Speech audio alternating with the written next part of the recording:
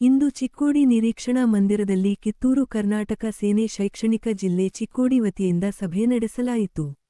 ಸಭೆಯಲ್ಲಿ ಹೊಸದಾಗಿ ಸಂಘಟನೆಗೆ ಸೇರ್ಪಡೆಗೊಂಡವರಿಗೆ ಹಲವರಿಗೆ ಕೆಲವು ಜವಾಬ್ದಾರಿಗಳನ್ನು ಕೂಡ ಹಂಚಿ ಸತ್ಕರಿಸಲಾಯಿತು.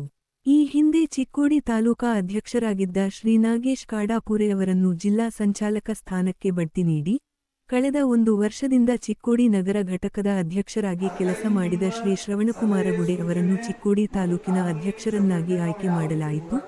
ಅದೇ ರೀತಿ ಚಿಕ್ಕೋಡಿ ಮಹಿಳಾ ನ್ಯಾಯವಾದಿ ಶ್ರೀಮತಿ ವಿದ್ಯಾದು ಗುಡಿಮನಿ ಅವರನ್ನು ಕಾನೂನು ಘಟಕದ ಮಹಿಳಾ ಸಂಚಾಲಕಿ ಸ್ಥಾನಕ್ಕೆ, ಶ್ರೀ ಬೀರಪ್ಪ ವಗ್ಗೆ ಅವರನ್ನು ಜಿಲ್ಲಾ ಯುವ ಘಟಕ ಅಧ್ಯಕ್ಷ ಸ್ಥಾನಕ್ಕೆ, ವಿಶಾಲ ಕುಡ್ಚೆ ಅವರನ್ನು ಜಿಲ್ಲಾ ಉಪಾಧ್ಯಕ್ಷ ಸ್ಥಾನಕ್ಕೆ ಹಾಗೂ ಈ ಮುಂಚೆ ಚಿಕ್ಕೋಡಿ ತಾಲೂಕಾ ಮಹಿಳಾ ಅಧ್ಯಕ್ಷರಾಗಿ ಕಾರ್ಯನಿರ್ವಹಿಸಿದ್ದ ಶ್ರೀಮತಿ ಮುಸ್ಕಾನ್ ಮುಲ್ಲಾ ಅವರನ್ನು ಜಿಲ್ಲಾ ಮಹಿಳಾ ಅಧ್ಯಕ್ಷರಾಗಿ ಬಡ್ತಿ ನೀಡಲಾಯಿತು.